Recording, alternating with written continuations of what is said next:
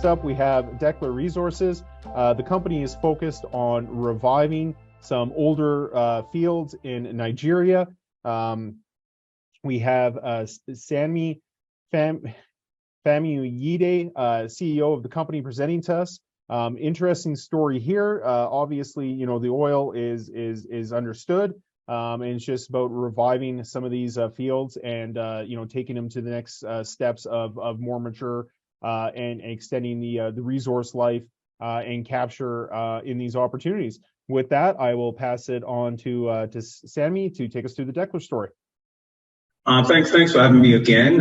Thanks for the opportunity. Decklar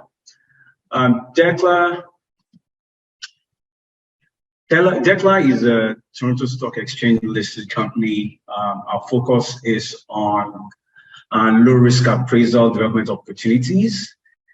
We currently have 3 assets with very attractive netbacks.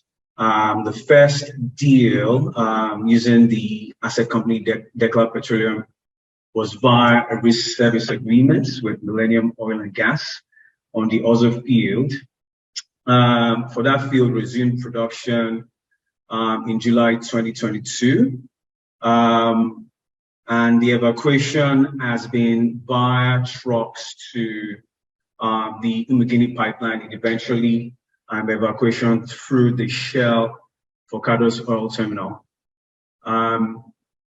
Also, we've been able to evacuate to 2 local refineries in Nigeria using the same approach. Production from the asset from Oza is about 1,000 barrels per day of 32 degrees API crude. So aside Oza, with the Decklar Petroleum asset company, we have 2 other fields also under the similar risk service agreement structure. We have the Emoha field, which was announced June 2022, and the Asarmatoro field that we announced November 2021. Have the benefits of having worked very closely with a team that have deep experience in oil and gas in Nigeria and know how to operate assets here. I guess over the next few slides, I'll describe Nigeria. It's a well-known oil and gas location. Reserves is considerable, still arguably the largest in Africa. Current production averages about 1.4 million barrels per day. It's inched up. There was a dip recently because of issues with evacuation. The new government has been very focused on ensuring that the security on the evacuation infrastructure improves. So we've seen that tick off in the production volumes from close to 1 million, slightly below 1 million barrels per day at some point. As a matter of fact, the target is closer to the 4 million barrels in about 7 years. The country has benefits of over 1,000 individual fields all around the Niger Delta. About a third of that are producing. It benefits from a long-standing presence of international oil companies and independents. In our view, the risk-reward profile is very attractive, given the numerous number of proven undeveloped fields, very attractive fiscal regime, good infrastructure that has served the sector for several decades. Then there's a thriving service sector to support the sector, and a developing potential and developing oil and gas, developing gas markets. LNG certainly out to the market, and there's significant market for local gas consumption. There's a lot of incentives we see and upsides from the new Petroleum Industry Act. So we see the next sort of few years significant growth, as I indicated earlier, in Nigeria. The Marginal Field program, which was launched in 2001, was to grow the modest-sized independent and indigenous oil and gas companies. These are fields that were previously owned by international oil companies, so the Shells, the Egypt, the Totals, and the state oil company NMPC, but have remained non-producing for over 10 years. Over 130 of these fields were identified and put into a program. So there was bid run. The first bid was run in 2003 of 24 of such fields. There's another field run recently, about 3 years ago, 57 additional fields. The attraction here, compared to the historical assets, the incentives are very attractive fiscal terms. So the royalties are much smaller, and the petroleum taxes also. The royalty structure is actually a sliding scale sort of arrangement, so that one pays a lower royalty value when the production is still modest, and it sort of ratchets up as production increases. So this is the royalty structure for a typical marginal field in Nigeria, as I described earlier. A royalty structure that is in sliding scale, so the economics remains attractive for a smaller production scenario. Taxes are attractive too. For our case, with a risk service agreement structure, we actually pay the corporate income tax. So the economics is strong. For the risk service agreements, we're responsible for funding 100% of the capital expenditure to develop the assets that we enter into the agreement with. So typically, there's an accelerated repayment period where we get 80% of the distributable funds as cost oil, and thereafter it ratchets down. We have a unique sort of commercial structure where that entitlement sort of ratchets down. So depending on where we are in the cumulative barrels produced, we're either at 80, we're somewhere between 80 and 40. So following full cost recovery, we're entitled to 40% of distributable funds. Well, as I described, that is after a significant amount of barrels have been produced. Okay, now to the first asset. So this was closed in June 2020. Very attractive assets. Onshore conventional oil field. Is on dry terrain, is on land, is on the Oma 11, which is a very prolific oil block. I think there are about 30 discovered fields on these assets. So naturally, there's excellent infrastructure in place for pipeline evacuation through the Shells and Trans-Niger pipeline. So flowing down Oma 11 to the Bonny export terminal, which is currently the largest oil terminal in Africa. 3 wells have been drilled previously on the Oza Field by Shell, and over 1 million barrels produced. 2 wells tested about 2,000 barrels per day of light crude. Very strong in economics, about close to $50 per barrel net back in an $80 per barrel scenario. We are currently producing about 1,000 barrels per day of light crude and an average gas of about 71 million scf per BOE. As I indicated earlier, we produce currently 2 on-storage storage tanks, and evacuation is either to the Umuguni Pipeline Infrastructure Limited company for onward delivery to Shell or to 2 local refineries. We've had to look at an alternative evacuation system that was separate from the Trans-Niger pipeline because of disruptions to the evacuation in the last few years. The excitement now is that in the last sort of 6 months, there's been deliberate effort to invest by the country in a security infrastructure that ensures that oil is evacuated without disruptions and without loss. We've seen that successfully work on the western side of the Delta with the Forcado system. The losses we see there have dropped from the 60s to 80% to less than 10%. And so we see that continuing. On the east of the Niger Delta where we are, data we get is that the TMP is up and running.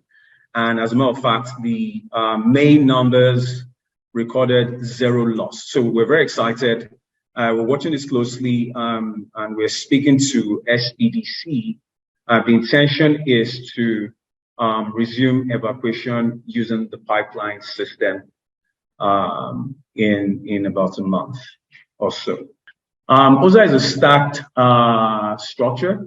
What that means is that we can complete using dual completions, vertical wells, horizontal wells. So production per well, typically from what we've seen, we can get anywhere between 1,500 to 2,000 barrels per day per string.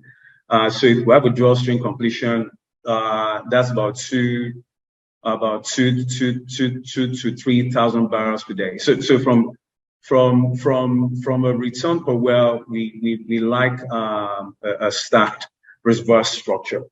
Focusing on Oza, in the next 6 to 12 months, we target 1 to 2 development wells. We're excited that the pipelines are back on now, and the curtailment headache with evacuating using trucks is, if I'm allowed to use that, out the door. So we can bring in those wells, install a CPF and infrastructure to tie in the new wells. We estimate about 25 to 30 days for completion of each of those wells. The intention is to bring that production online very quickly, and follow on with the phase 2, where we will be drilling up to 6 development wells. Similar sort of turnaround time for well. So we estimate that additional input drilling wells every 60 days. So aside the Oza Field that is producing, we have 2 fields, as I indicated earlier. There's the Asaramoturu field, which was also previously operated by Shell. The attraction here is that this well is produced before. It's done some very good numbers. There are 2 wells on the field, each have done about 3,000 barrels per day. The challenge the previous asset owners had was they started evacuating at a time when Nigeria didn't really have alternative evacuation infrastructure. So they were barging. They were barging to a location that was quite far. So as you can imagine, the evacuation costs were prohibitive. The plan for us is to re-enter those existing wells, reopen the wells, depending on where we eventually firm up the plans for bringing the assets into production. So we could either re-enter the existing wells or just reopen. Then, of course, follow it very quickly with new development wells. and have new production facilities and flow lines in place. We'll take benefits of the improved evacuation system and the pipeline situation in the Delta and tie in production also to the TMP. So the asset is very close to the Bonny terminal, so it's a very short tie-in distance. Our gross interest under the risk service agreement, given current reserves, about 4 million barrels, but we expect that to grow as we unlock with more drilling. And the second asset, also by Shell, previously owned by Shell, is the Immover Marginal Field. Its attraction is also, as with the other asset, is its proximity to existing infrastructure. So we can very quickly re-enter the existing well. So there's an existing well that was drilled by Shell. And so the intention will be to re-enter that well and tie in to the Bonny terminal. So the Bonny terminal is also very close by. So we tie into the TMP, the Trans-Niger pipeline, and eventually evacuate using the Bonny terminal. This is also a phased work program. The intention is to first re-enter the existing well, then drill up to 9 development wells. The asset is similar to Oza in that it's a stacked sand, so we will be taking advantage of dual string completions where we target multiple zones with one well. The Decklar team, most of the members of the team have worked together in either as advisors or in prior companies several decades, right? We understand the layout of the country. We understand the geology. We understand producing company. We have very deep relationships with players, with financiers, and government institutions, which are very key if one wants to unlock value in a country like Nigeria.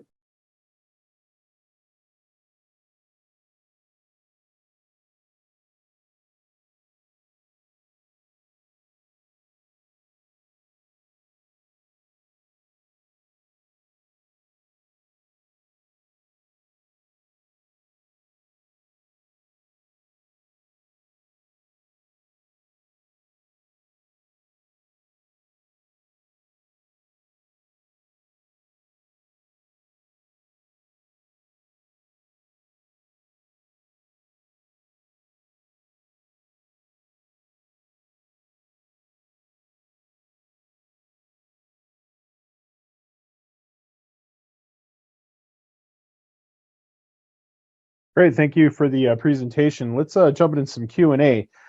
So obviously, you know, there is a lot of tired fields or mature fields that, you know, aren't getting the attention that they once were from the larger producers. Do you expect there'll be additional opportunities within Nigeria, and is there another bid round planned for some of these fields? So if we look at the fields that are currently in the market from the 2021 round, there's still about, based on the work we've done, there's still about 15 to 20 attractive assets that we can go for. Whilst the plan is to sort of mature the assets we have, the 3 assets, bring them into production, and ensure we're evacuating. We are having conversations with partners that have assets that are attracted to sort of an RSA structure in helping them bring the assets into production. The new administration is keen to grow production. They've set a target of about 4 million barrels 2030.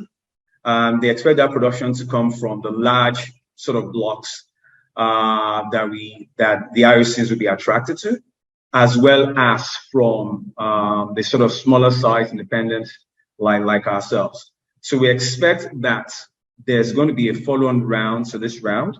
And as always, we will be very deliberate in the sort of assets we go for. So we will rank it, they have to be close to existing infrastructure so we can evacuate. We prefer stack reservoir sands so we can take advantage of the dual string completions sort of approach we use right now. And where possible, where such assets come with gas, we can take advantage of the sort of policy shift we're seeing to grow the local gas market, so that the price per million SCOF is several multiples of what it is now. In the event that one doesn't choose to go the LNG route for export. Great. How much, just in terms of kind of to maybe understand the risk profile of a reentry or a horizontal, what are the expected costs on a reentry and that horizontal at the Oza 1-4? A reentry can cost anywhere between 2.5 to 4 million US, because these are land assets. New wells will be closer to between 10 and 12 million dollars.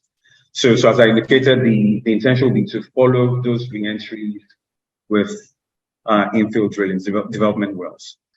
In terms of the surface requirements, when you're producing from these fields, is the infrastructure that was already in place carry you along? If not, how much more new infrastructure will you need to put in? And is it a pretty simple stream of oil and gas coming back at you, or is there a substantial amount of water handling that needs to be done as well? So for most of the fields, they're significantly dry. So what you see is oil and gas. And what often happens is, as you know, as the oil water contact moves, you start getting some water in. We have infrastructure for water separation on the assets, and also facilities to handle gas. When production is modest, we flare off, but there's investment currently to ensure that we can harness that gas. We're fortunate that the sort of infrastructure around allows you inject gas that is of varying spec, so that gas processing plants that do the liquid knockouts for you. So you can actually start an operation even for a gassy asset. You can start operations with a very modest sized capex. Just in terms of larger resource potential from the assets you have in play, is there any thoughts about moving to enhance oil recovery over time via water flood? So for the assets we look at, the preference is for assets that have natural drive that go on for 10 years. It's very rare needing artificial lifts in Nigeria. Or what often the very rare instances where you have heavy oils, then you use ESPs. But that said, for some of the wells, we believe that as production sort of matures, there's opportunities to actually use gas lift, because most of those wells come with gas, right? In terms of local community, obviously communities in oil and gas areas not always opposed to development but want to benefit from development. What are you doing with the local communities to ensure they're on board with your development program? So for most of the communities in the Niger Delta, you find out that the service companies that have the sort of key principles from those communities. What the first thing you do, obviously, is to engage the community of the plan, and where the expertise for certain work exists in those communities, you hand out those contracts. We've had instances where completions were actually done by a local contractor. That was the case in Oza. So where you have those local contractors work on the assets, then you're aligned with the community. Obviously, they're incentivized to ensure that you succeed. You have a depth of experience in West Africa. Do you see opportunities similar to what Nigeria is doing in any of the other producing areas offsetting Nigeria? We see a few, but I guess in the immediate term, there's actually more than enough opportunities for the sort of assets we're looking at right now. I mean, like the Niger Delta is actually really huge. It's almost a subcontinent kind of scale and size, right? So whilst the region is in the same country, it's actually quite geographically and geologically diverse and dispersed. So our focus would be in the near term, taking advantage of those opportunities. We see a few other rounds as IOCs sort of look for larger sort of assets and as the fiscal regime sort of incentivizes both oil and gas production. We think there's definitely very low hanging fruits with a focus on the Niger Delta. Obviously, the fiscal terms are pretty attractive relative to fiscal terms for newer developments. Do you see the current regime, being proactive in ensuring that more of these opportunities come to light, or was the 2021 bid round, kind of big enough to capture a lot of that upside that they see in kind of redevelopment in these fields?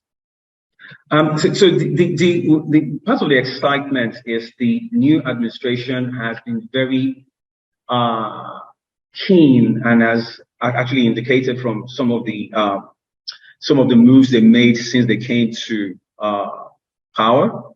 So security was one of the issues we had in Nigeria, with Nigerian oil and gas, right? We've seen marked improvements, right, in the loss factors, or reduction now, no improvements. Reduction in loss factors, pipeline evacuation in Nigeria. As I said, there was a time, right, under the previous administration where we're seeing losses as high as 70-80%. It was unbelievable. Towards the end of the last administration, there was a move to address that security issue, and it was sort of split into the west and the east of the Delta. As I indicated, the Delta is really massive, right? Mm-hmm. In that 6 to 9 months, we saw losses on the Focados, which is the Focados evacuation pipeline infrastructure, reduced from anywhere between 60 and 80% to 5-6%. We were in the east. We're part of the second phase. The data from the last evacuation reconciliation for May was zero loss. So the excitement is actually difficult to contain how excited it's been for us, given that we've had to evacuate using tanker trucks and approval processes that are very, very tedious and drawn out. We have an opportunity to use the TMP. We're correctly connected to TMP, so all we need to do is just start sending the crude back down the pipeline, and we now are able to bring in the 2 new wells we're planned in the next 6-12 months and follow that with subsequent wells. Well, thanks, Sammy, for taking us through the story. That's all the time we have. We need to get on to the next presenter, but thank you for taking us through the Decklar story.